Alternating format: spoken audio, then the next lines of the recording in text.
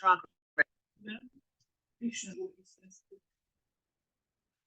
Talia's here. Hare Krishna. Well, so you're in Goloka Dham now, huh? Krishna Kun told me.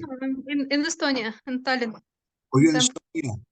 Yes, Krishna Kun said she thought you'd shifted to Goloka Dham. Not yet. In the process. By the way, you're recording right now. You can pause that. Okay. I don't know how. All right. Well, can you, before you run away, Natalia, can you share with me so I can share the Oh, yes, thank you. Yes, sure. Share the screen. I got some goodies today. Question for everybody here. You have to raise your hands or whatever, and you can do it just physically. How many of you would like, if we, in these sessions, we chant the whole Mangala Charna that my Guru Maharaj gave? It's option 1, or option 2, just the first few verses. And I can give everybody copies of it too. I won't even charge, but a small amount I'll charge. It can be whole. Okay, so who would like the entire Mangala Charna? All 3 of you. Well, okay, that's that makes it simple then. All right, so that's cool. So we already went through classes on this, so we're not going to spend any time speaking about it, but we'll just do it. And I'll also give everybody a copy of this if you don't already have one. Just remind me. Okay, thank you, Natalia. You're really good. Okay, here we go. Narayanam namaskritjam namamschaiva narotamam devim saraswatim vyasam tato jayamudurayat Vedi Ramayaneshchaiva Purane Bharate Tata Adhavante Chamadye Chahari Savatragiyate Mukam Korodi Vachalam Pangum Langayate Girim Yat Kripa Tamaham Vande Shri Gurum Dinataranam Paramananda Madhavam Paramananda He Madhavam Padunga Luchi Makaranda Se Makaranda Panakori Anande Bolo Hari Hari Harinka Name Vandavela Parikori Be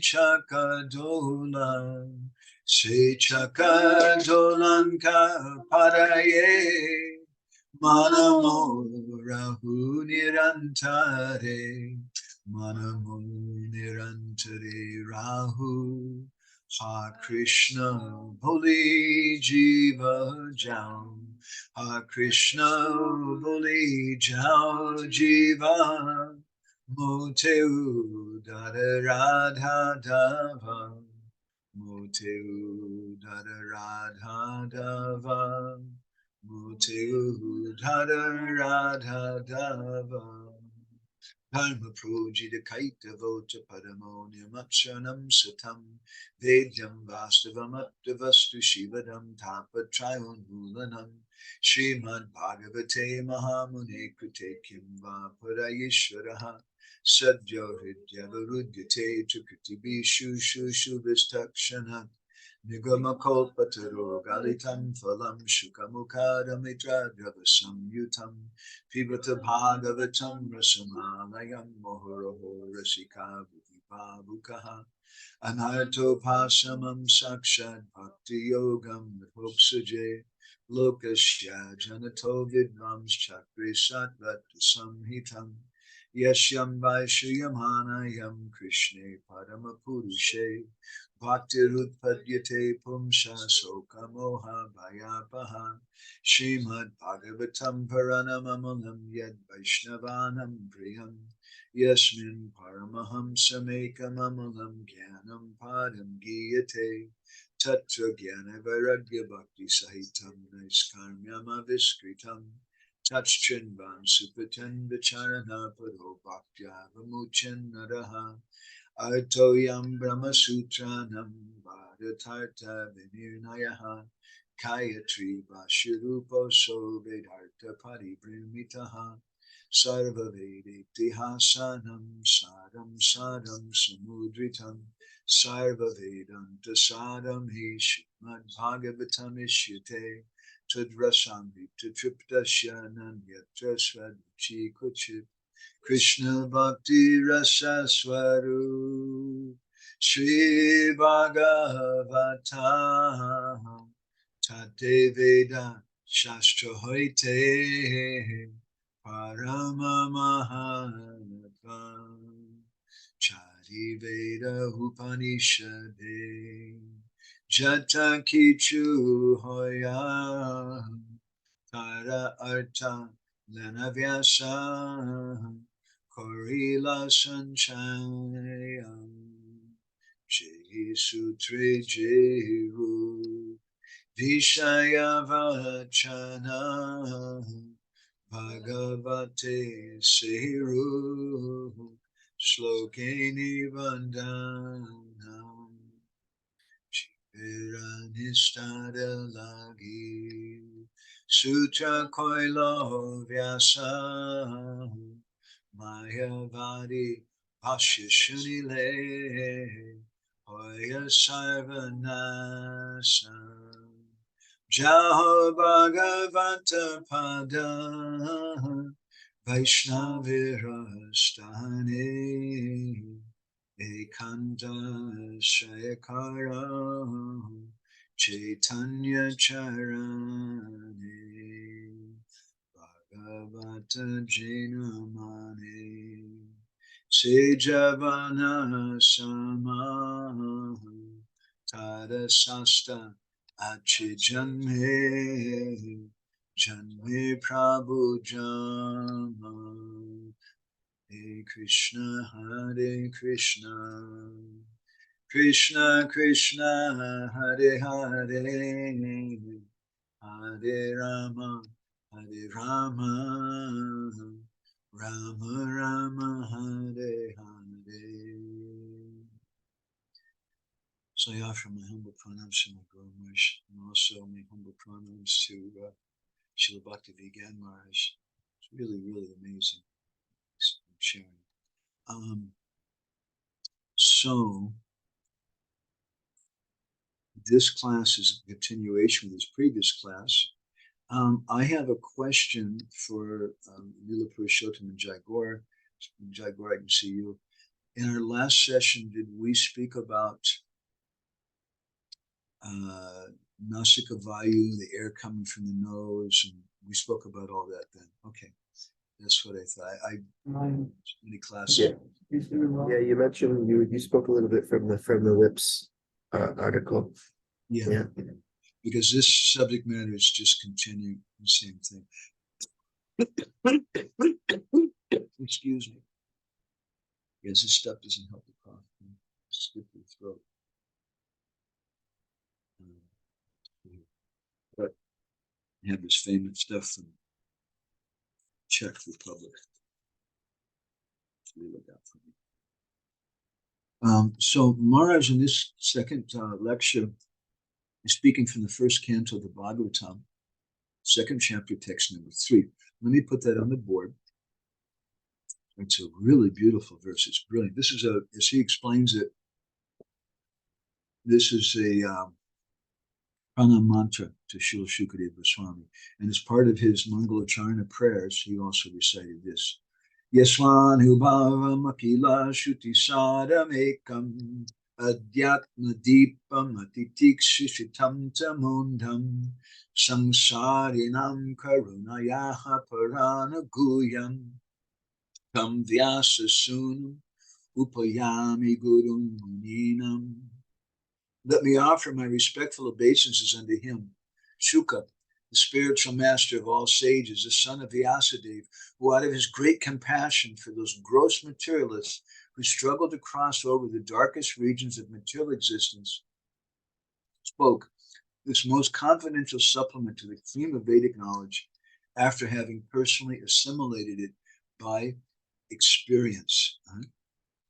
Swa Anubhava, which is one of the main points Maharaj is speaking about it in this last session.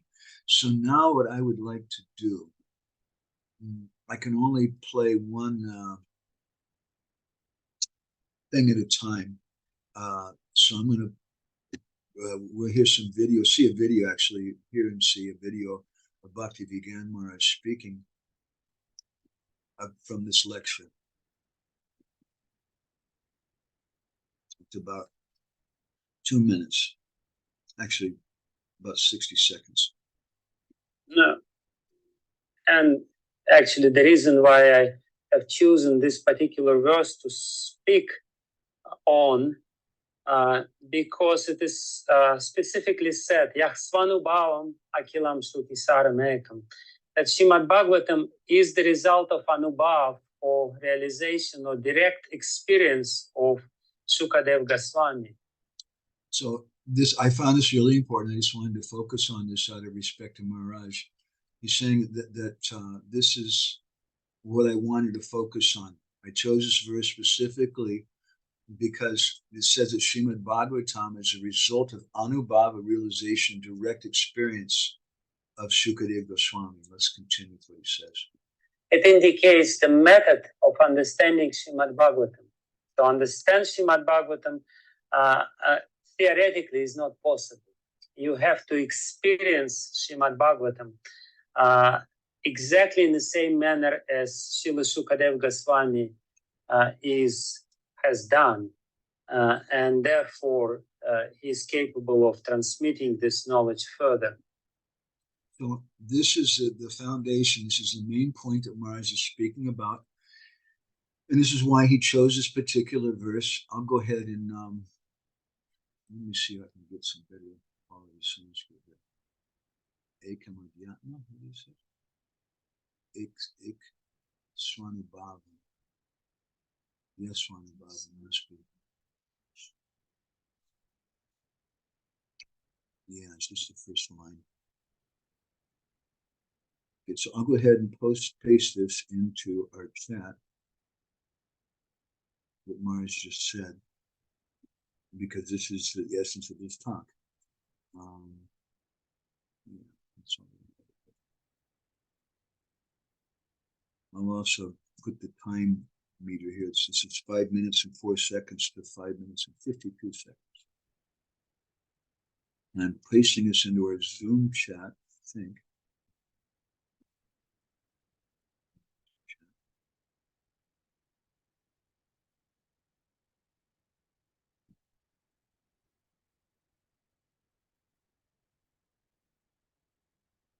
Okay, so this is the essence of his talk right here. That the Bhagavatam is a result of Anubhav, or realization, direct experience of Shukadev Goswami. This indicates the method of understanding Srimad Bhagavatam. Wow, this is I'm continuing my standing up and clapping my hands and jumping up and down for Bhakti Vigan Maharaj. Really, I've not practically heard anybody speak in this way since my Guru Maharaj left. He's really, really stressing the essential point that we have to hear from a person that the Bhagavatam, to understand the Bhagavatam, direct experience is required. And this Bhagavatam, then Maharaj goes on to explain how the Bhagavatam is an incarnation of the Lord. And he explains how different parts of the body of the Bhagavatam, different parts of the Bhagavatam are different parts of the body of the Lord. So here's another little nifty handout that I'm going to give to everybody. Even Jaigor, if he's nice. This is from our little handbook, Auspicious Invocations, page 18. And this is some verses from the Padma Purana, which are commonly quoted by different Vaishnavas. So let's look at these verses. It's a very beautiful discussion. Maharaj speaks about these. He doesn't directly quote the Sanskrit. I'd like to just quickly. So it begins by this discussion. Tado yadi yo patamo dvitiyo. I really love the poetry in this. First of all, let me just read that again. Pado yadi yo patama dvitiyo. So pado means the feet. Yadiyo pratama dvitiyo. Pratam and dvitiya, the first and second cantos of the Bhagavatam, are the lotus feet of Krishna. And that's a really beautiful side. I don't necessarily want to try to discuss all these points right now. Maharaj didn't. But the Bhagavatam, the first canto, is like the lotus feet. Now you may say, well, the lotus feet are very, very important. And the first canto of the Bhagavatam, you may say it's not so important. We want to jump to the 10th canto of the Bhagavatam. That's the essence of the Bhagavatam. But you see in the first canto, right away, there's a little condensed section of the 10th canto, in the first canto. So that's the lotus feet. Everything is there. And then he goes on to say, Tutiya Turyo Katito Yad Uru. Uru means the thighs.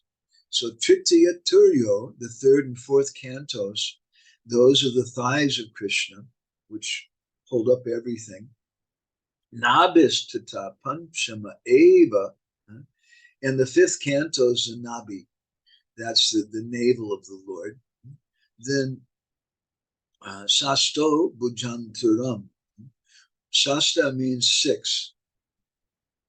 And Bhujantaram means literally the space between the arms or the chest. So the 6th canto is the chest of the Lord. Dor Yugalam Tatanyo. Dor means the hands. Yugalam means 2. So the 2 hands are the 7th and 8th cantos. Those are the arms of the Lord. It doesn't mention directly 7th or 8th cantos, but it's implied. Tanyo. Kantas to Rajan Navamo Yadiyo. Navama means 9. Right? And the Kantas to Rajan, the 9th canto is his throat. A few days ago, Niranjan Maharaj was giving class in Budapest, and he was reading from Lugha Bhagavatamrita and commenting how Krishna has different incarnations and how they're different, they're partial or more full, and how Lord Ramachandra is a complete manifestation. And he was commenting from Rupa Goswami how Ram Leela is Krishna's favorite. I like that very much. And we hear that also in Padyavali and other places of Rupa Goswami, how Krishna likes to hear about the pastimes of Ramachandra. So Kantas tu Narajan Navamo Yadiyo, the 9th canto is his throat. Mukara Vindam Dasamam Prafulam. And that Prafula, the fully blossoming Makara Vinda, the nectarian face, that's the 10th canto. Ekadaso Yesha Lalata Patam. Whereas the 11th canto is his forehead. How are we doing here?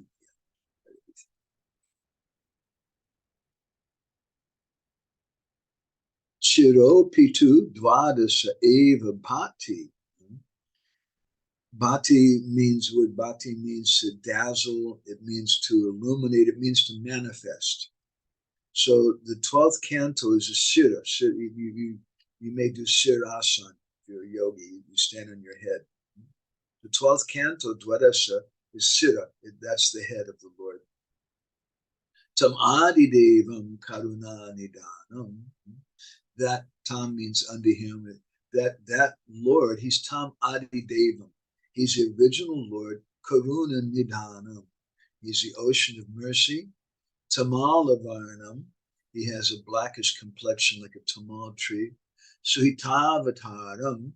He comes avataram, suhita, to give benefit for everyone. He comes for the welfare of all. Let's see if we can push this.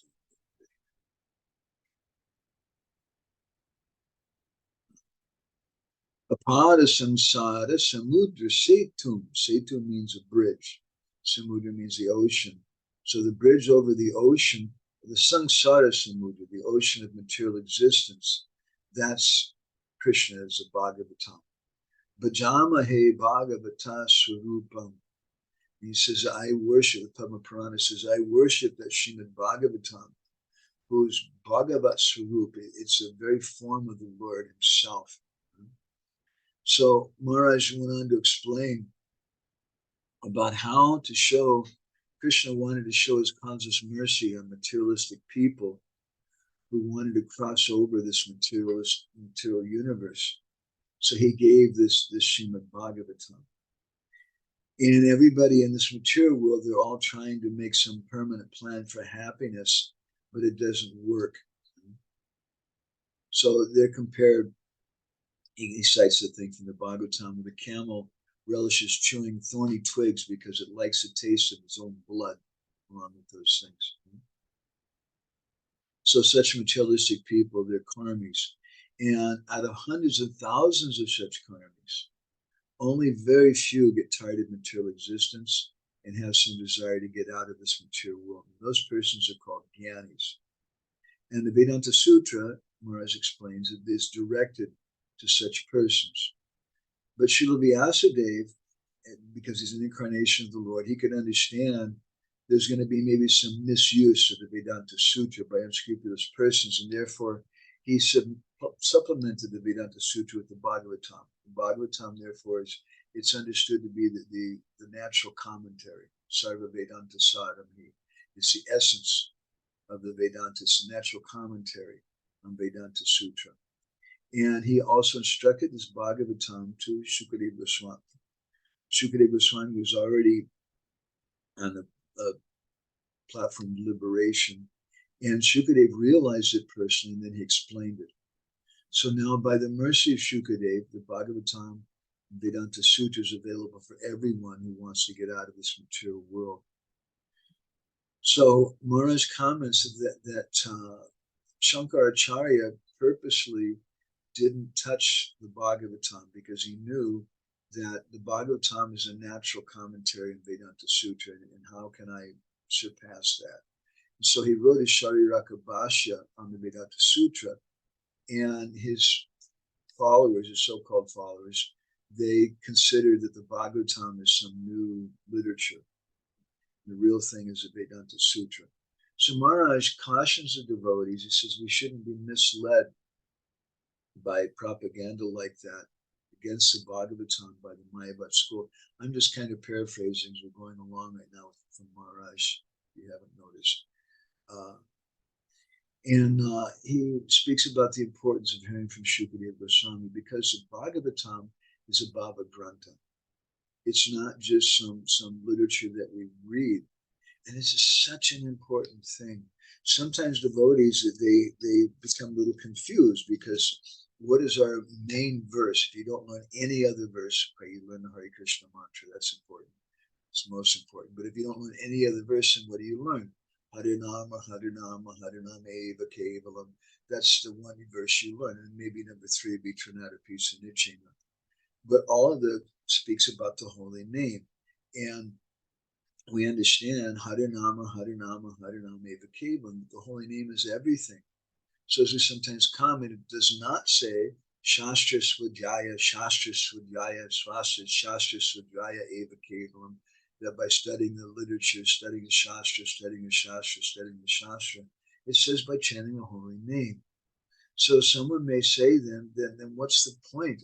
All these complicated books, 12 cantos of Srimad Bhagavatam, and you read the 5th canto, it's all these things about the universe, and the 3rd canto is all these things about time, and the 2nd canto is all these things about the universal form, and oh my God, okay, the 10th canto is really sweet and nice, but what's the point of all that? So Fakir Mahamprabhu spoke to us at length about this subject, and he quoted this verse from the 1st canto of the Bhagavatam, Idam Bhagavatam Nama Pranam Brahma Samhitam, which we often quote. All of you remember me quoting this, but I want to do it again now. Prabhupada translates that this Bhagavatam, Idam Bhagavatam Pranam Brahma Samhitam, is this literature named Srimad Bhagavatam is transcendental. He says something like that. But Fakir Mahamprabhu said that the Sanatana Goswami gives a different commentary. Idam Bhagavatam Nama Puranam. That this Bhagavatam is a Nam Purana. It's a Purana all about the holy name. Anvaya Vyatireka Vyamyashyat Savata Sarvata. And how the Bhagavatam directly, indirectly, simply speaks about the holy name. It doesn't only, in the 6th canto, of course, it speaks so much about the holy name, some chapters in the 1st canto, some chapters throughout the Bhagavatam, especially in the 12th canto, 11th canto. But it's not just directly speaking about the holy name, it's also indirectly speaking about the holy name. As we were discussing in our session yesterday on Prem Bhakti Chandrika, it's a mood is required. And that mood is so very, very important. If we don't understand the mood, if we don't put stress on the mood, that bhav, which is the heart of the sadhu, then we end up worshiping musicians. Oh, Jai Gore is really, he's a good guitar player. He plays really nice mridanga. He's really advanced. And some people will think like it. Our heroes, especially if they have some facial hair, you need to grow some more hair, Prabhu, and have some tattoos and some body piercing and things like that. Then you're really cool. And I know we're not. My dear friend Madhav Prabhu is like that. Once someone here in Hungary, which is a very conservative place, kind of challenged him, why are you doing, I guess, and he told them, he said that I do like this because there's some people who don't appreciate the devotees, the way they dress and things. When they see me dressed like this, then they feel very comfortable and they can relate to it. So that's the mood of our dear friend Madhav Prabhu. I told Madhav Mira with him in Golokadam for a few years ago for Janmashtami. I said, the only reason I'm Madhav is because I'm a Nanda, because there's Madhav. So Maharajan, he's speaking about how he's going to touch on the 10 topics of the Bhagavatam and how they're instrumental to convey the main meaning of the main topic of the Bhagavatam. And how the 9 subsidiary topics of the Bhagavatam are instrumental to convey the main topic, the main theme, which is the nature of the Ashraya, or the shelter of the Supreme Lord. So this Bhagavatam, he's referring back to his previous talk, how the Bhagavatam is a very complex literature, and we have to be very clear about the complexity to properly understand it. It doesn't mean that we're deprived of understanding it. We will be able to, but at different levels. And I often give some example about that, just like you could give the Bhagavatam to some drunkard on the street. And that's cool. You're giving him a Bhagavatam, and he looks at the book and he sees whatever he sees the cover of the book. It's a book. It has some strange language. He can see something. Then you take the same book and you give it to a student in school who's taking drugs and he's really attached to young girls and things. He can understand more, but what's he going to really understand?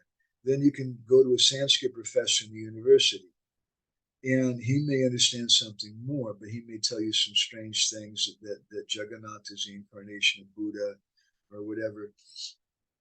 And then you take it to a brand new Bhakta in ISKCON who's been going to Bhagavatam class by Srila Prabhupada's mercy, because that devotee has been understanding the Bhagavatam in the way the Bhagavatam is meant to be given.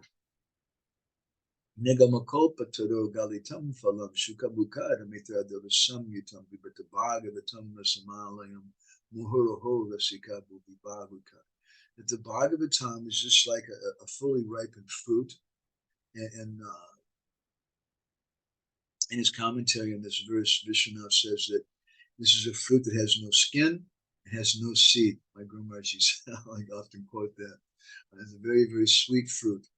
But this fruit, Vishwanath explains, just as a mango in a very high, big tree, if you have a huge tree, and this is a very huge tree, the disciplic line of the Bhagavatam, then if you have such a big tree with those ripe fruits, if you go and just shake the tree, the fruits will fall down and they'll get bruised, damaged.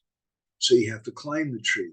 But even if you climb the tree, you have to carefully take each mango. And if you go up and down, it'll take so long. So what they do is 4 or 5 people climb in the tree, and one person's on the top, and he picks the fruit and gives it to the next person, and gives it to the next person, and gives it to the next person.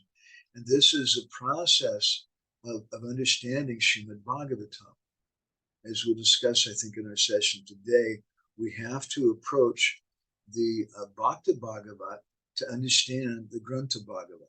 So now let's hear a little something more from Maharaj. I'm going to jump ahead now. This is from 1630 to 1752. So this is just about a little less than a minute and a half. And I'll also paste this in our chat here so you can see this. We should not, the main essence of my. Oh, weird. I'm sorry. 16.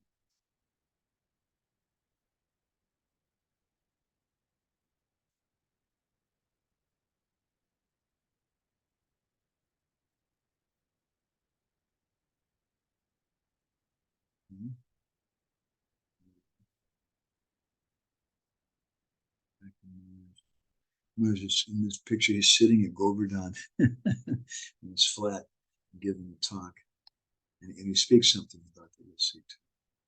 So I pasted the words in it.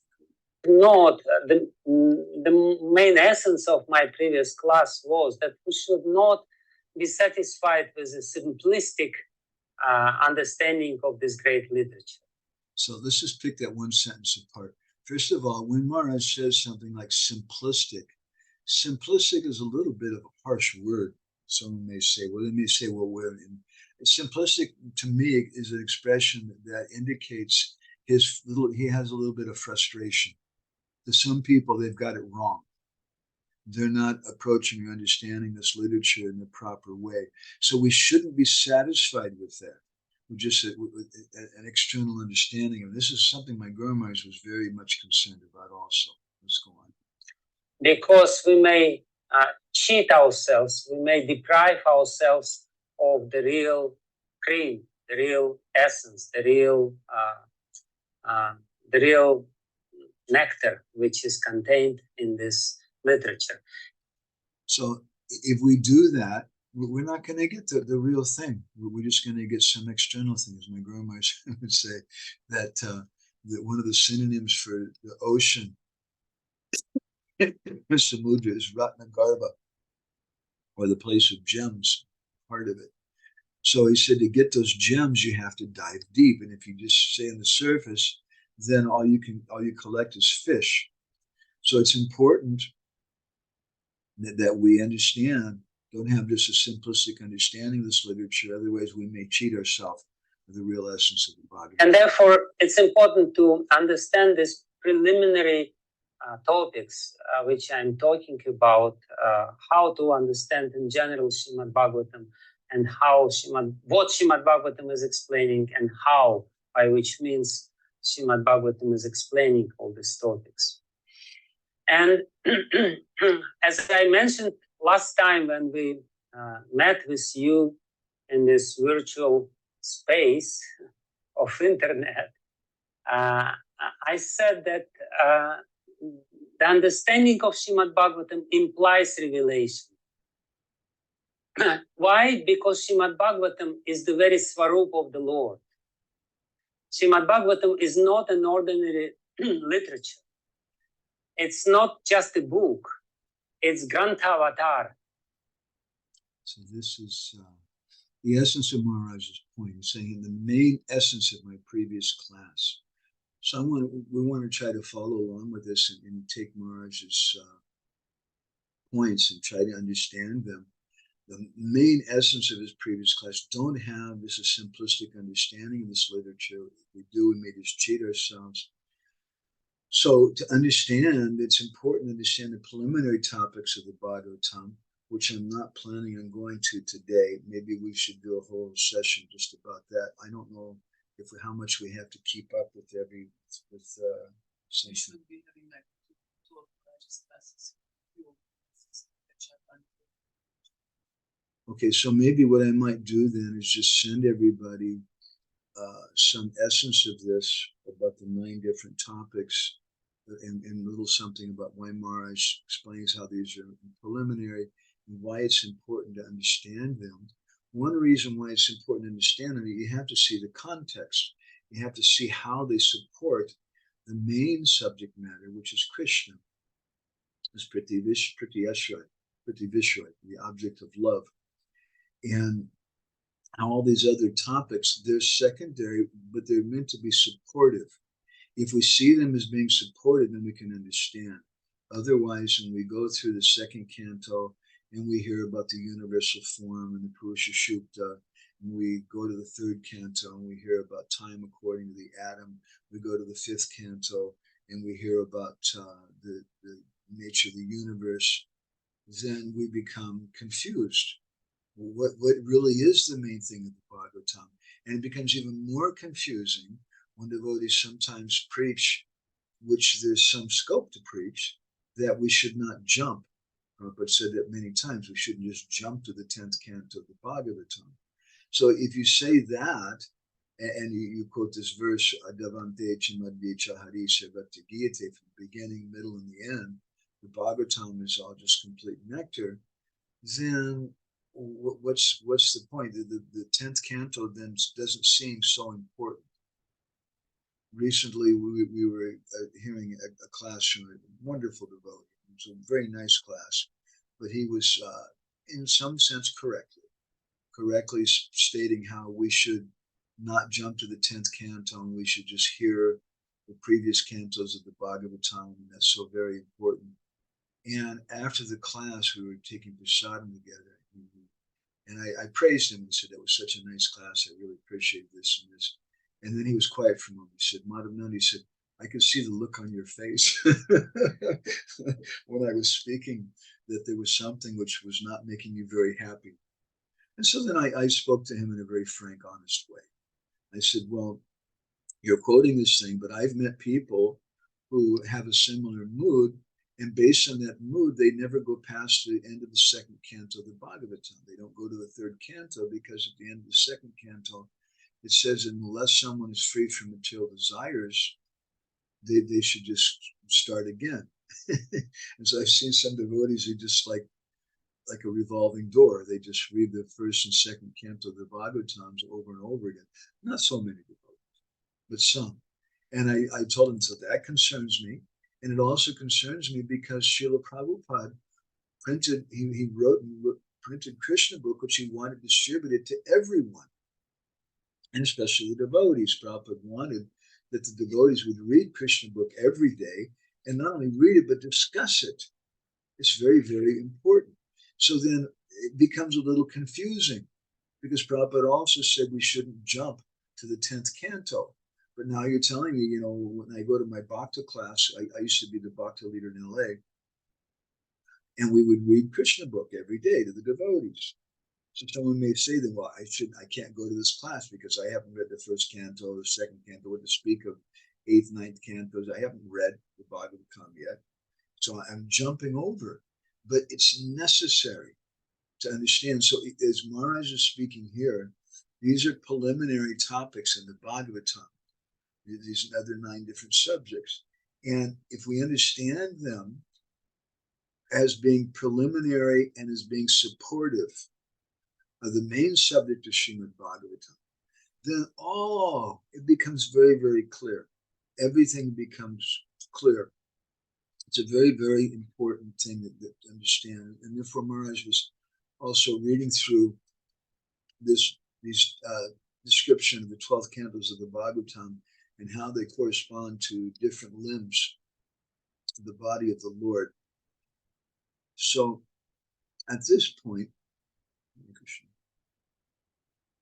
I'd like to look a little more about the Bhagavatam from some of my Guru Maharaj's teachings and some of the things that he said. So let me turn here to this.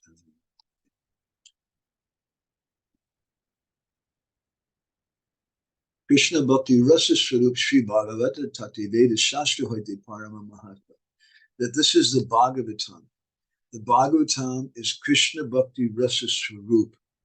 The same point Maharaj is making from this first canto verse, that the Bhagavatam is a Swarup. It's a form of the Lord.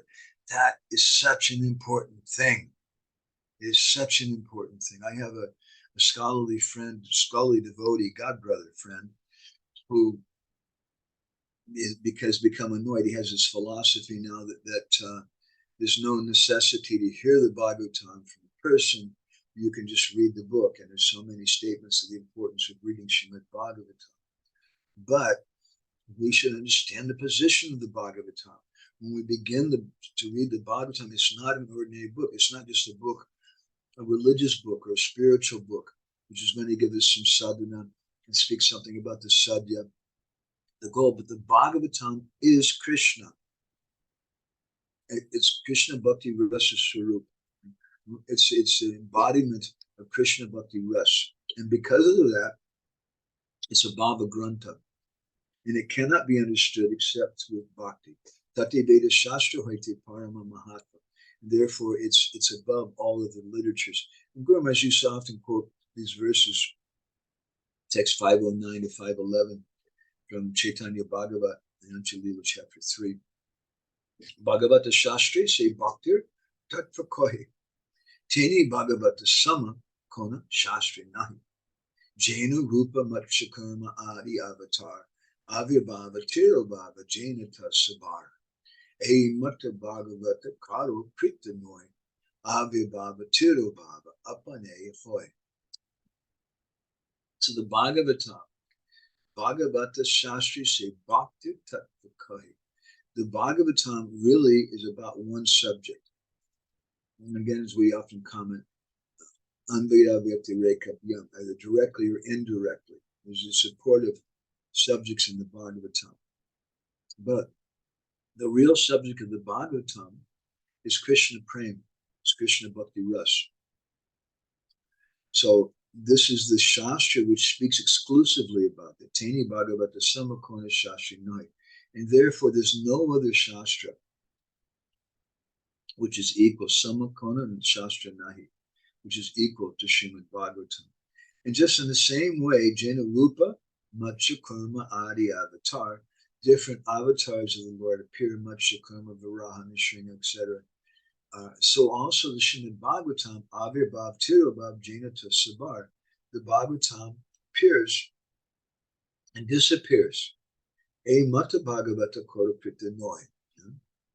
The Bhagavatam is not an ordinary literature.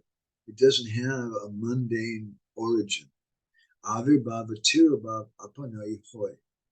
On its own desire, the Bhagavatam appears and disappears. It's so important that we understand Srimad Bhagavatam. So this Bhagavatam is very difficult to understand because Chaitanya Charitamrita says, Krishna Tuya Bhagavatam, that it's non-different from Krishna. Vibhu Sarvashvai, just as Krishna is Vibhu, the Supreme Personality of Godhead, just as Krishna is the shelter of everyone, so also is Srimad Bhagavatam. Srimad Bhagavatam is Krishna. Srimad Bhagavatam is our shelter. Therefore, Sanatana Goswami says in one prayer of the Bhagavatam, Mat Eka Bandho Mat Sangyan. The Bhagavatam is my only friend. We may have so many friends. Isn't it, Jaguar? We've had friends. And sometimes we think this friend, I can depend on them. And then the friend disappoints us in it. And our heart is just completely shattered because I thought I could depend on that friend. And therefore, Sanatana Goswami says, hey, you only really have one friend. That's Srimad Bhagavatam. Srimad Bhagavatam is always there. Prati shloki, prati akshari. Every verse, every syllable, nana artakoi, has unlimited meanings in the Srimad Bhagavatam. Ishwarara tattva jena bhujanina joy. E mata bhagavata sarva shashti goy. That the Bhagavatam, it can't be understood. Jena bhujanina joy. It's incomprehensible. And E mata bhagavata sarva shashti goy. All shastras describe this. Why? Because Prema Mohi Bhagavata Sri Krishna Anga, that the Bhagavatam is made out of Krishna Prem. It's part of the body of Krishna. Tahate Kohena Jata Gopi Krishna Ranga, because it describes the pastimes of Krishna. And again in Chaitanya Bhagavat, Vrindavan Das says, therefore, Mahachintya Bhagavata Sarva Shastridai. That this Bhagavatam, it's Mahachintya. It's not just a Chintya, it's Mahachintya. You cannot understand it. Ihana Bhujya Vidya Tapa Pratishtoy. It's not understood through some education, through doing austerities, through fame. We think like that sometimes, even as devotees. We think that if I study Srimad Bhagavatam, I'm going to understand Srimad Bhagavatam. And this is a point Maharaj is making, that this is the essential point of his talks, that this Bhagavatam is a Bhava Grantha. And it has to be understood through the lips of Shukadeva Goswami and through the lips of Shukadeva Goswami's followers. So we may think that I can read the book, but you can't understand it. Lord Shiva, he famously says in Chaitanya Charitamrita, Aham Vedi Shuka Vedi Vyasa Vedi Navedi Va. I understand the Bhagavatam. Shukadeva Goswami understands because he heard it here in Bhubaneswar. Vyasa Vedi Navedi Va. Whether Vyasa understands it or not, I don't know. Because Bhakti Bhagavatam Grant. The Bhagavatam is only understood by Bhakti. Na Buddhya, not by intelligence, not to Tikaya, not by taking help of the commentaries. And then he says, Bhagavata Bhujahena Jar Achi Gyan. Someone who thinks, Jar Achi Gyan, I know Bhagavatam, Bhagavata Bhuji, I understand the Srimad Bhagavatam. Sena Jani Kabu Bhagavatera Praman. That means that person doesn't understand Srimad Bhagavatam.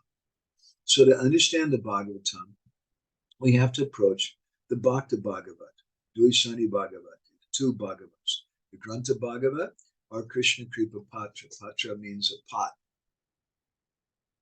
or an abode of mercy, Krishna's mercy. So that abode of Krishna's mercy is a devotee. The meaning is that the Grantha Bhagavat and the devotee are also, they're both embodiments of Krishna's mercy. But to understand them, Eka Bhagavata Bodho, Bhagavata Shastra, there's one Bhagavat, big Bhagavat, which is the book. There's another Bhagavat, our Bhagavata, Bhakti Rasas Patra. The other is the devotee. Patra the word is used again, both in Chaitanya Bhagavat and Chaitanya Charitamrita. That the devotee is just like a receptacle. Chaitanya Bhagavat says he's Krishna Kripa Patra. And the Chaitanya Charitamrita says he's Bhakti Rasa Patra. And the devotee is the abode or the pot, the container of Krishna Bhakti Ras. So Dui Bhagavata Dwar Diya Bhakti Ras. We get this Bhakti Ras through the heart, through the doorway of the heart of Krishna's pure devotees. Very, very important we understand that. And anybody who regularly worships or hears, reads the Bhagavatam, they'll become a Bhagavat.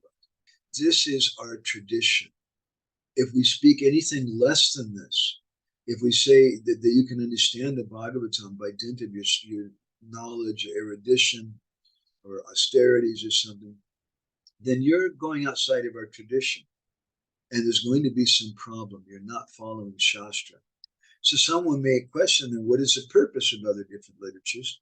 This is spoken about in the Padma Puranas, a verse quoted in the Chaitanya Charitamrita.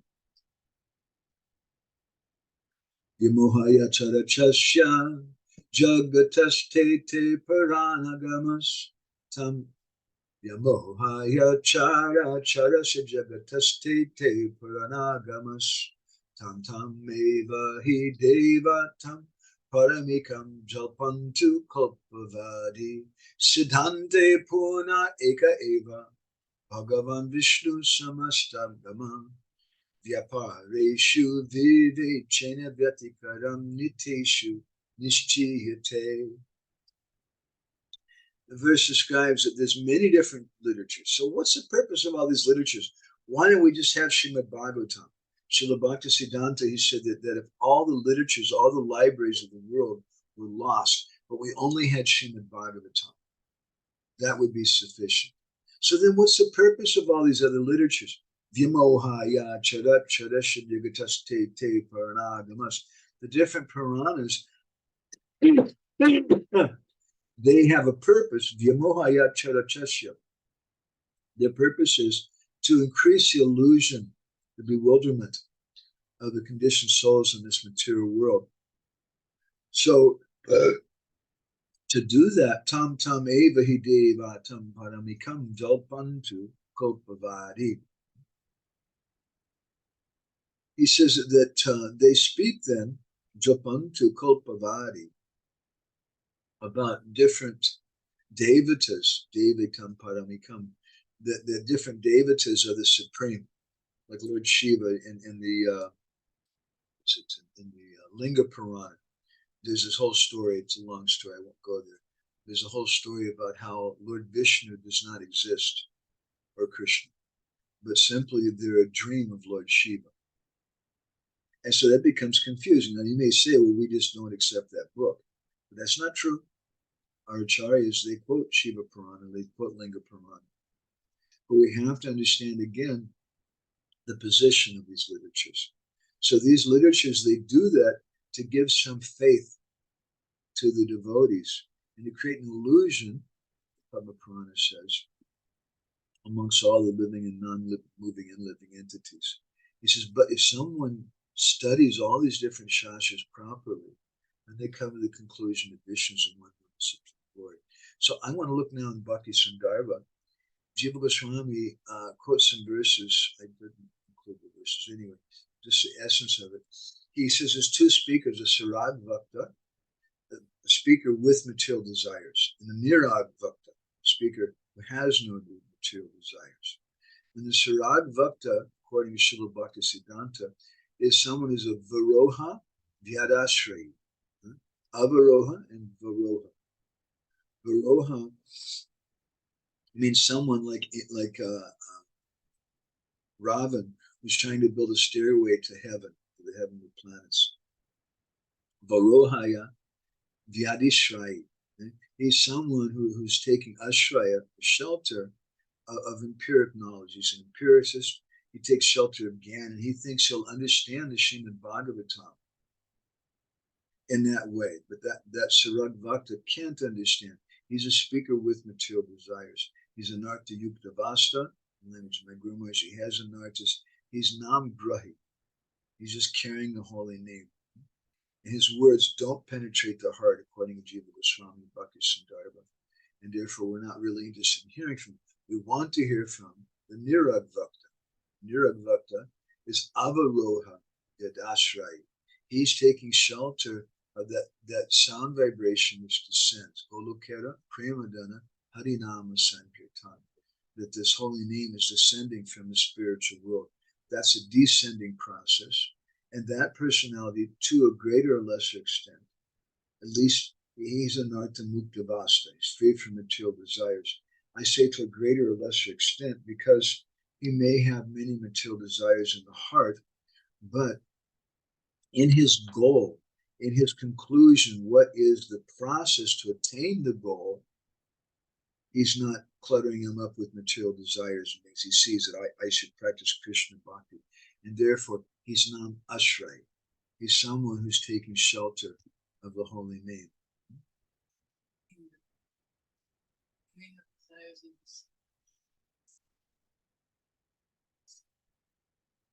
He may have, he's not completely clear.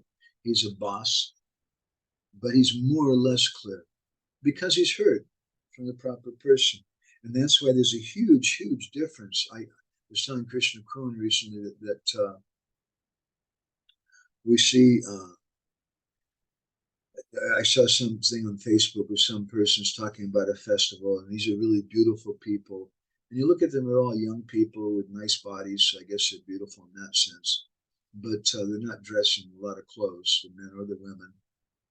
And they're just chanting Om Namo Shivaya. Nobody's, I think they did some little kirtan of Krishna or something. It's nice, and we may say, what's the problem? They want to come together. They want to appreciate something spiritual. It is good, but we should be subtle.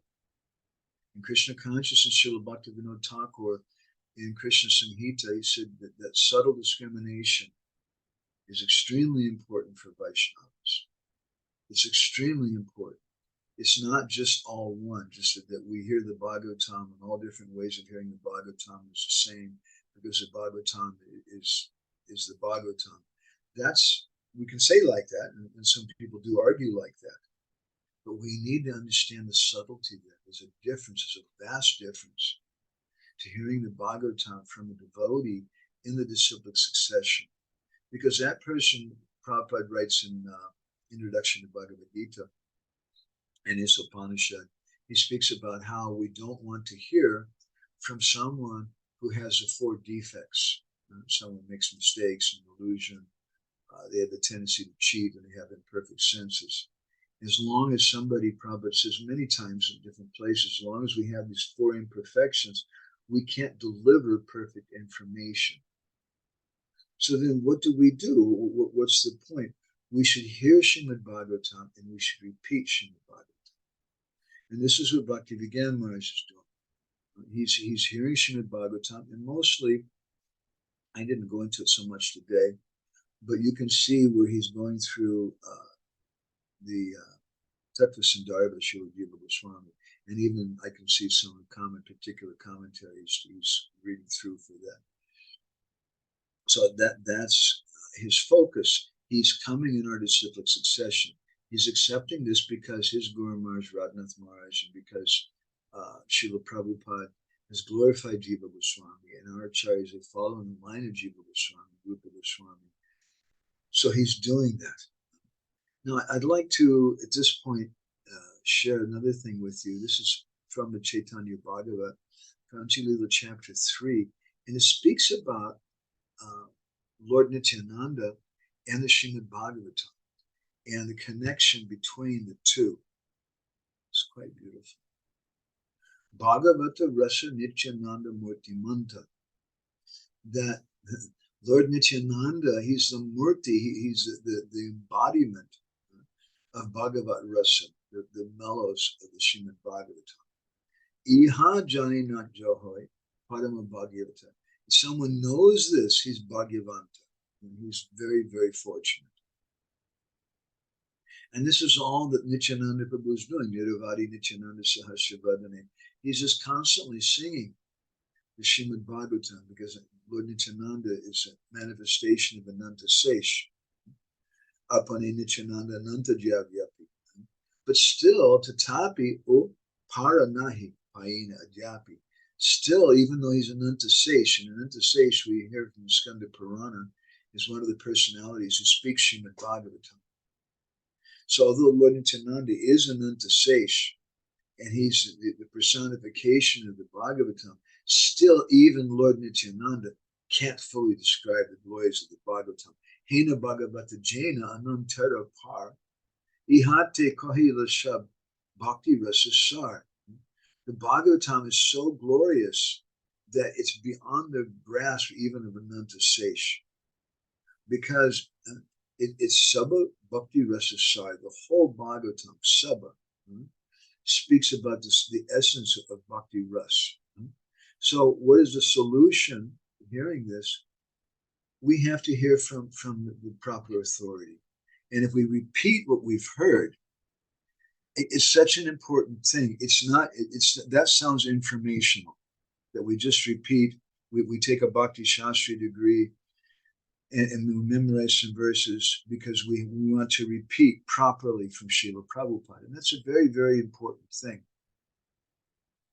But we have to repeat it properly means we have to speak the heart of the Srimad Bhagavatam. And therefore, Maharaj is stressing in this talk, the Srimad Bhagavatam is a Bhava Grantha. And unless we approach the Bhagavatam in that mood, we cannot understand it. He said, this is the main essence of the previous class. And we have to understand this point, how to understand how to approach the Srimad Bhagavatam. Because the Bhagavatam is Krishna, and Krishna is only understood through bhakti. So the Bhagavatam, Yasvanubhavam Akila Shruti Sadhanekam. The Bhagavatam is only understood through Anubhav, or realization, direct experience, coming in the line of Shukadeva Goswami. This is a method to understand the Bhagavatam. And as Maharaj says, to understand theoretically the Bhagavatam, it's not possible. We may read it. I know this friend of mine I was speaking about, he writes poems on the Bhagavatam. That is great. Nice things. He's very expert in Sanskrit and Bengali. But if we're not following it in the line of a devotee, then what can we understand? And therefore, at the end of the Bhagavad Gita, Krishna says, "Idam te narapaskaya bhakte kadacham, nachashishushave vacham, nachamam yo apasuyati." That he tells Arjuna, don't speak this. Krishna just spoke the Bhagavad Gita for the benefit of mankind. But after speaking it, then Krishna told Arjuna that don't speak this Bhagavatam. 2, idam te narapaskaya, people who are narapaskaya, who don't have tapasya. Nabhaktaya, excuse me. Nabhaktaya is someone who's not a devotee. Nabhaktaya kadachana, chashashushabe vacham, nachamam yavisuyate, someone who doesn't want to render service, and someone who's envious. They cannot understand Srimad Bhagavatam. And one person was saying, well, this is an institutional thing. You're just trying to control people.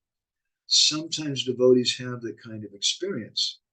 They've seen some misuse of authority in ISKCON, and they've seen some devotees who have a bad experience. A woman was raped, a child was molested or something, and they say, therefore, I have this bad experience, and I'm not going to listen to you people. Because you people try to say that you have to follow the authorities, and these authorities are deviated. But a misuse of a good thing doesn't make the good thing wrong. It's just a misuse of it. And we need to deeply understand this in the position of Srimad Bhagavatam. So I'm going to go ahead and stop here. There's a lot of subject matters to try to unpack. I'm making a promise, if I forget, then maybe Natalia, someone can remind me, and we'll post these 10 different subject matters at the Bhagavatam and some explanation from Bhakti Vigamaraj, how these 9 are supplemental and supportive of the main subject of Srimad Bhagavatam. So, excuse me,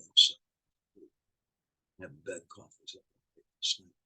Does anybody have any reflections or comments or anything you'd like to make?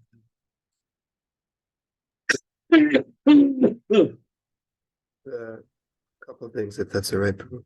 Yeah. Also, let me interject too. I don't know. It seemed like there was no questions this time, at least on that link.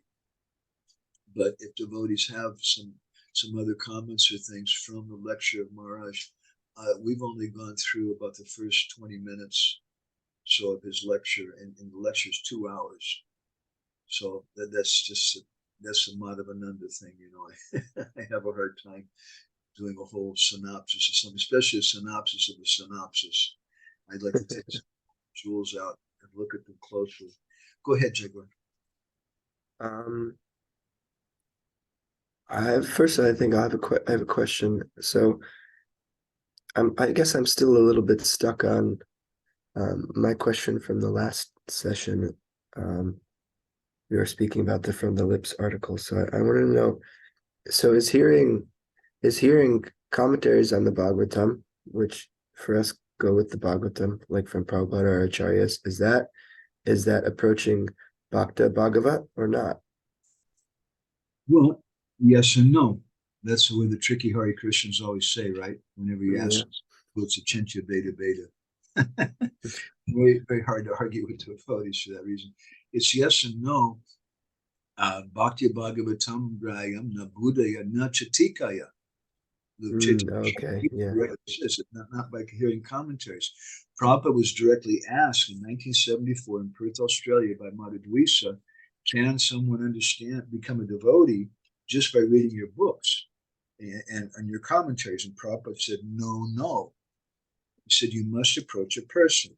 But at the same time, okay, we've got that, but let's not just run around and bash everybody who's reading Srimad Bhagavatam with our shallow understanding of those statements. When someone's really taking shelter of Srila Prabhupada, what are they going to tell you to do? They're going to tell you to read Srimad Bhagavatam. They're going to tell you to read the commentaries of Srila Prabhupada. So we have to see those statements in a context. And it's not that it would be ridiculous to say that nobody should read Srimad Bhagavatam unless you can hear it from the proper authority. I have one godbrother like that also. He just refuses to hear a class from anybody because I only want to hear from Gurudev, someone like that. Okay, it's ridiculous. And he quotes some of these things we were just mentioning. We can say that, but at the same time, it's ridiculous to say that there's no benefit from reading Srimad Bhagavatam unless you hear from the Bhakta Bhagavat. Of course, there's benefit. There's always benefit. Prabhupada said, even as you see someone distributing the Bhagavatam, you touch them, you touch the book, you get benefit. But both things are true within a particular context. Mm. And if we want the highest thing from the Bhagavatam, then we have to hear from a person. But what will the person do? The person will tell us to read the Bhagavatam. This is what Bhakti Vigyan Maharaj is doing. He's speaking Bhagavatam, but he's telling everybody to read the Bhagavatam, to study the Bhagavatam. And we're going to study Srila Prabhupada's commentaries. But at the same time, Maharaj is also pointing out clearly and correctly, it's the whole foundation of this second lecture, that this Bhagavatam is anubhav, it's swanubhavam. It's meant to be understood through bhav. Is that more clear now? Yeah. If I could say something on that, I was thinking. I think that something in the group chat was posted on this subject recently, saying that there's you said like a pendulum swung in our movement from one end to the other. So like on one hand, I'm sure we've all had the experience that Srila Prabhupada reciprocates with us through his books. You have a question you're thinking about, and then on the next page he answers it. So many kind of mystical experiences are there. So you feel like I'm in one way I'm directly associating with Srila Prabhupada. He said, these are my ecstasies that I'm putting here. It's like they're part of his heart. On the other hand, there's this seeming lack of faith in the person in the Bhakta Bhagavat that you were pointing out is prominent, and so sometimes you could see that maybe devotees might want to use that as a crutch, like to say, because they don't have faith in any particular person, then, or enough faith, you could say, or opportunity to hear, then they're only, I'm only going to take shelter of Prabhupada's books, and that's going to be enough. We were going to this recently in several different ways, that some people are coming to us and they say, it was nice what you said, but you didn't also say this other thing. And if you don't put it in context, then it's troublesome. Well, you can say that about any aspect of Krishna consciousness. And you can say that you can take out of context so many things that Prabhupada said. Sometimes Prabhupada stressed about celibacy. And Prabhupada stressed about giving up sex desire and things. But then other times Prabhupada said, that's not necessary for Krishna consciousness. So we have to see the context that someone's speaking it. And sometimes some devotees now, because we've had some problems in our movement, some gurus have fallen down and gone away and things, then they say, well, it's safer if we just stress Prabhupada and we stress reading the Bhagavatam.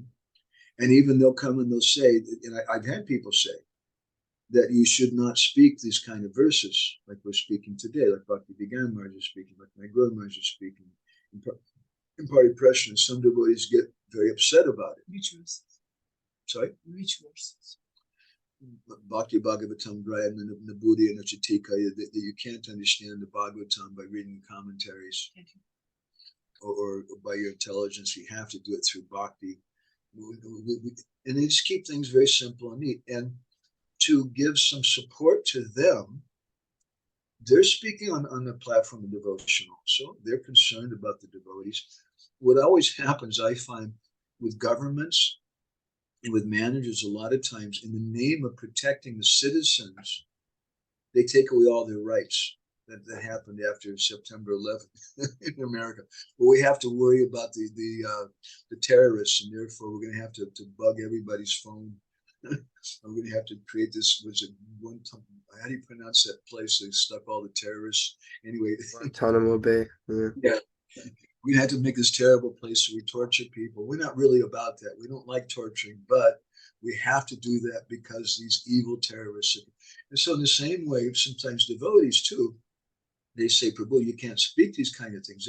They were telling us to my Guru Maharaj, because it's going to confuse people, and because they've seen that there was some problem. The problem was some of the so-called gurus were saying you have to hear from a person. I am that person. I'm the Bhakta Bhagavat. And if you don't come through me, you can't get anything.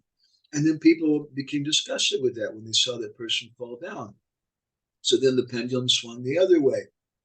And now we say, well, let's just keep it safe. Let's keep Prabhupada in the center. And we'll just stress that read the Bhagavatam by itself. And there's no necessity of hearing from a person, having a personal relationship with someone. But this is the way the Bhagavatam is given. Parasparana Katanam Pavanam Bhagavadisa. You've all heard me quote probably at least 1 million times. That we have to learn how to associate with devotees by having Paraspara. And Paraspara indicates a loving exchange, an exchange of trust and love. That's how we mostly hear Bhagavatam, but not everybody's on that platform. And not everybody understands that yet. Sometimes an immature person doesn't understand so much about personal relationships. They're just sentimental to everybody. That's okay. But this is but the wonderful thing of the Bhagavatam is, and this is one of the wonderful things Bhakti Maharaj is doing, I feel, is that he's creating, Krishna Kumar is pointing us out that he's creating these intimate sanghas. I shouldn't say he's creating, the Bhagavatam is creating.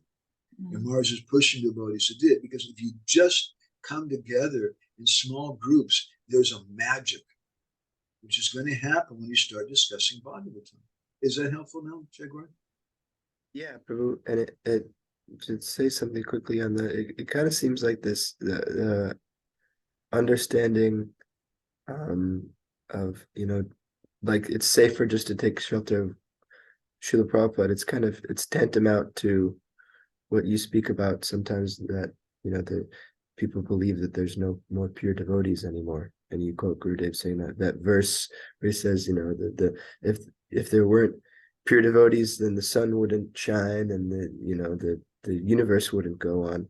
And so yeah, that's just my thought on that. Yeah. So, and who were we talking to recently about this? Was it Shiva Maharaj or somebody? About how Shiva Maharaj was making this point. I remember something. Wow. I should be careful. But I'm not going to say names because I'm going to say something really controversial. But I was just with like 1, 2, 3, 4 very, very senior leaders in ISKCON. And they were all expressing to me deep unhappiness with this concept of Prabhupada as a prominent Siksha guru. Wow. Jai. I'm not the only one. Yeah, there's so many actually. And Prabhupada, of course, is a Siksha guru, but to say the prominent Siksha guru, like it's dictated to you. So, they understood this is a kind of Ritvik idea. And it's going on. It's going on. A lot of devotees understand it. Janananda Maharaj made a comment about the same kind of thing a few years ago. He said that people talk about being Prabhupada conscious. He said, but when Prabhupada was present, we never spoke about being Prabhupada conscious. We spoke about being Krishna conscious. And we understood that being Krishna conscious means that you're also Prabhupada conscious. Okay. Natalia, do you want to share something? Yes, I just had some thoughts about this topic right now. Yeah. Also, like later in the lecture, Maharaj was talking that there is material conditioning, and it is different in different parts of the world. And so we have this material conditioning. And if we are reading Bhagavatam with this material conditioning, we cannot go beyond of our limits. And that's why, and we can ask, and also in my experience, I also have this experience that I am asking questions, and Prabhupada is answering in his commentaries.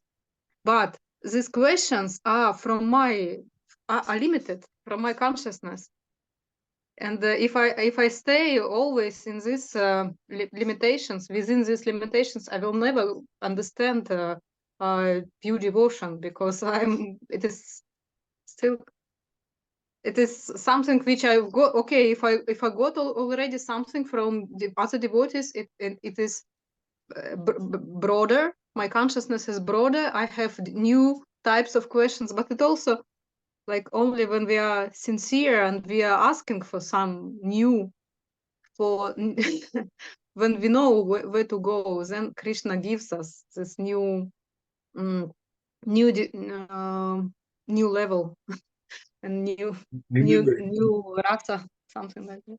I heard an amazing class. Every class I ever hear from Bhakti Begamar is amazing. But a few years ago, it was the last festival we had in Crimea, when Crimea was still part of Ukraine. And there was 14,000 devotees present. It's like a football stadium. And Maharaj was speaking on Bhakti Sandarbha. And I was astonished. My God, I've never seen anybody speak about Bhakti Sandarbha in front of 14,000 people. It's just, you speak about Bhagavad Gita or something. But he did, because a lot of them were his disciples and followers, people who had faith in him. And the subject matter was about what we're talking about today, about hearing. And he said that in the beginning, we're not selective. And we just randomly, we hear from anybody and everybody. I hear Bhagavatam classes. But after some time, we find some particular person we have more faith in, that we have some love for. And in particular, what we want is not just the information they have, but it's the mood they have. And so we start hearing more exclusively from them. So that's a point he's been making for years and years. And it really fills me with so much joy. But at this point also, let me humbly point out, like we're talking about Prabhupada Nugas, and we're talking about the prominent Siksha Guru thing, and in a way which none of us here in this Sangha are so inspired by, perhaps. But we should be careful. Let's not disturb the mood of devotees. Let's try to understand the purpose of leaders and why they did things like that. It has maybe some utility. It may not be inspiring for you or I, but it has some utility. And if we go and speak out against it, then you'll just be labeled, you're the next Lila Purushottam and check persona non grata. And we don't want you around anymore. So, Hare Krishna. I love using you as an example. Purushottam, you're one of my heroes. So we should be careful about that. And we should understand their purpose. And the other thing is, we don't have to worry about it. It's not really an issue. The only issue is that people should read Srimad Bhagavatam. And if they read Tad Bhagvi Sargo Janataga Viplavo, then the Bhagavatam will create a revolution. If a revolution is needed, you don't have to carry the guns to the Bhagavatam class. The gun is already there in the form of Srimad Bhagavatam. We just have faith in that. And we just keep hearing Srimad Bhagavatam, and it'll create a revolution in our hearts, and it'll create a revolution in our society. Is that okay, Natalia? It's a good point. All right, and Jai Gaur commented something else. I was reading this the other day, and it really sunk in a little bit, that this is what Prabhupada decided to write in the commentary of the very first verse of the Bhagavatam. Within the past 500 years, this is Prabhupada's purport, I think, looks like, many erudite scholars and acharyas like Jiva Goswami, Sanatana Goswami, Vishwanath Chakravarti, Vallabhacharya, and many other distinguished scholars, even after the time of Lord Chaitanya, made elaborate commentaries in the Bhagavatam, and a serious student would do well to attempt to go through them to better relish the transcendental messages. Yeah, it's been a controversial point. There's a lecture talk with Srila Prabhupada once where someone came to Prabhupada and said, Prabhupada, I was telling his devotees they should not read anybody's books except for your books. Prabhupada said something like, oh? He said, yes, you should not read the books of the previous acharyas. Prabhupada said, I never said that. And the devotee became a little confused. Said, oh, you didn't say that? Prabhupada said, no, you must read the works of the previous acharyas. That's why Prabhupada came. But sometimes Prabhupada did make comments that you can't understand the writings of my Guru Maharaj. And made many comments about the danger of trying to jump over the Guru. We have our founder Acharya. We approach things through him. But Prabhupada wants us. He wants us to be introduced to Vishwanath and Jiva Goswami, etc., etc. But let's not jump over. Let's not forget about Srila Prabhupada. Let's always remember Prabhupada's. We wouldn't have Sanatana Goswami's Brihad Bhagavatamrita, Rupa Goswami's Ujjwala Nilamani, etc., etc., if it wasn't for Srila Prabhupada. Okay? And Lila Purushottam, would you want to share anything? Hare Krishna. Yeah, I actually wanted to desperately ask one question, but you mentioned that you didn't go through the whole class, and that it's Well, that let's have it anyway, because we should speak about the class. That's the purpose of this program. It's not to hear from me, but it's to hear from Bhakti Vigyan Maharaj. There's one thing that I just couldn't grasp at all, and Maharaj was mentioning that it's very important, and then we have to remember this when he was speaking about the Ashraya as the main topic of Srimad Bhagavatam. So he was naming 3 functions, and as parallels to it, he used the Sanskritam Vyakarana examples, that it's like 3 cases: dative, instrumental, and one more. It was the locative. Yeah, I just couldn't understand what is meant by it, like at all. I've heard it like 3 times again, and I just didn't know what he means by it. Well, I haven't heard that, and I'm just hearing from you. I'm looking to the transcription right now. I found the 3 functions. This is the definition of Asray. So maybe I've got it completely wrong, but I do have an impression right away. So he said, give me another phrase that he used. He said that this is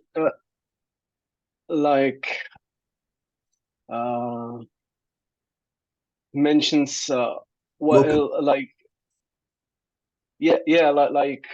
that the 3 functions of the Ashraya of that purpose of Srimad Bhagavatam, or the topic of Srimad Bhagavatam, is expressed by those 3 cases. It's really like I just, maybe Natalia could explain it a little. I just couldn't get it. Actually, I just couldn't grasp what's the point. I cannot retell it, but he was speaking that Ashraya is something which is beyond us, but which is also pervading everything. So yes, and it is. There should be some, and okay, and also this locative is because there should be some space for this for giving shelter also. Mm-hmm. Mm-hmm. Yeah, maybe I will. I will have to. I was also hoping to. I listened only once this lecture today, and so I also was hoping to do it again. See, one problem with giving a lecture, I can tell you, and I've seen this with my Guru Maharaj and Prabhupada, even when I've edited both their lectures sometimes, is the speaker is going in a certain direction. I'm not saying this is what happened, but sometimes it does. Speaker's going in a certain direction. You'll say, yes, there's 5 of these, or 2 of these, or 3 of these, and maybe just throw it out. And then you get distracted by something, and you don't return to that thing, and you don't really properly explain it. It's happened to me many times. I don't know if that happened here. One nice thing would be then, why don't all of us in our group, we all have a little homework. Let's try to, first of all, find that. Now we have the transcription. Let's find that. And there's 2 transcriptions. Siddha Hari Prabhu commented that his transcription was better. Yes, it is, and no, it's not. The one excuse me, the one that Natalia posted, I also liked very much because it has the minutes in it. Mm-hmm. and you can find exactly where Maharaj is speaking within the lecture. And so then you can just go there and you can listen again and look at his face and hear what he's saying and try to understand.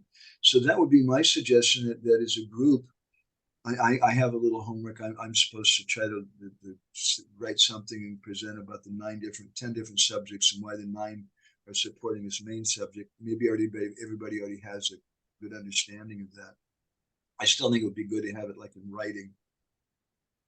For me, that's the way I work, just as a person too. I can get something out of a class when I hear it, but I'll have to listen to it 3 or 4 times in a row. And if it's a 2-hour class, and I have to spend maybe 6 or 8 hours or something on the class to really get it. But if there's a transcription also, yes, then I can get to it right away. Natalia, you can put it into the chat. You got it. I can see you put it on the WhatsApp. WhatsApp. Yeah, put it in WhatsApp, not in the Zoom chat, because It's in WhatsApp. It's in WhatsApp already. Great. 3 characters is Yena, Yeta, Yena, Yesman. This looks really interesting. Mars is so good. Wow. This is great. I'm getting to learn some things. Okay. All right. I'm finished. That's all I've got to comment. You want to add anything else to the Purushottam Prabhu? Yeah, I had a few more things. I was thinking when you were, because you used the sentence that I really like, that in one sense, the only topic of Srimad Bhagavatam is prema. And Maharaj's point in the discussion is that he's, all those 10 topics, he's focusing them in the relationship to that topic of Ashraya, to the like 10th topic, but he always claims that it's like the, how would you call it, like param topic, like the absolute topic of Srimad Bhagavatam. So in that sense, it came to my mind if we could we think of it that we could make a claim or make a statement that Ashraya and Prayojana in that sense would work like a synonym. And in that sense, we could relate to Bhagavatam, that what Bhagavatam really wants to convey to us is the Prayojan Tattva. What's the? You put it another way that I heard my Guru speak about. There's 2 different. There's a pretty Vishray and a pretty Ashray. You've heard these terms many times before. Yeah. Supreme object of love and the supreme abode of love. So the Vishray, he's controlled by the pretty Ashray. He's controlled by that love. So when we speak about the Ashraya, that Ashraya means love. That love, that's the essence of the Bhagavatam. That's what Krishna is dependent on. That's what the whole Bhagavatam is dependent on. So I would say in that sense it indicates prema, it indicates Radharani. So in that sense, if we want to really be rasic, we would say that the only topic of Srimad Bhagavatam is glories of Srimati Radharani. I'm very buff. And I had one more thing. Maharaj uses the sentence there that and you actually, it was part of what you were playing to us, that to realize we should realize Bhagavatam exactly in the same manner as Shukadev Goswami. Now my question is, what does it really mean, this sentence? Because if I compare it with the Sutta Goswami statement in the first canto, he says, I have heard Bhagavatam from Shukadev Goswami, and I will now explain it according to my realization. So what does Maharaj want to say with that phrase, exactly in the same manner? Meaning like the same realizations, or? That also caught my eye. And personally, when I read it, I thought, okay, I'm not sure. It's one of the things, that when he was speaking, exactly what he meant, you have to ask him. But what it said to me was that the same system, that Shukadeva, that he mentions how Shukadeva Goswami heard it from Vyasadeva, and that seems to be his thrust of things. Does that sound good to you, Natalia? You wanted to say something, I think. Yes, as I understood that we should understand it the same way, not logically and not from our mind, not from logic, but being actually in samadhi, being by obsessed Sva Anubhava. with Krishna in this bhav. Very good. Yeah, he makes that point extensively in the first class. Hey, Krishna Khan. Yeah. Jennifer, Yes. take care. I'm coming. Krishna Khan, look at. You see something's growing out of Jaguar's head. Does it look familiar?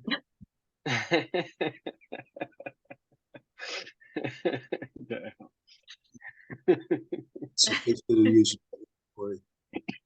Actually, we gave you that original poster, did we? Or did I send you the file? You sent me the file, and now my friend Nandini Prabhu is asking for it again, and I lost it. So I need to humbly ask for it again, if you have an idea where it is. Yeah, you probably have to remind me or something. Go ahead and turn it. And I still hanker for that Gambira picture.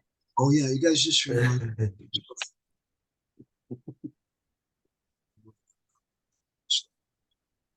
Ooh, too much. Okay. All right, Natalia, is that okay? Can we finish now? Yes. We have No reflections from Krishna Kant Mataji? She's going out. She's running out the door now to a yoga class. Right? Sorry about that. I wasn't supposed to say. I don't have any reflection. I don't understand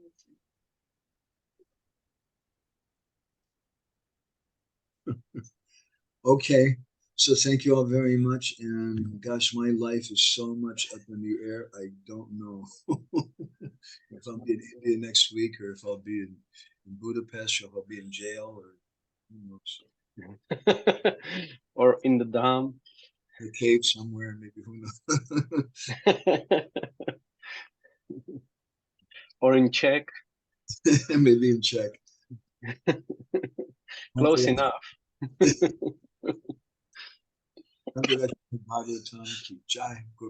Yeah.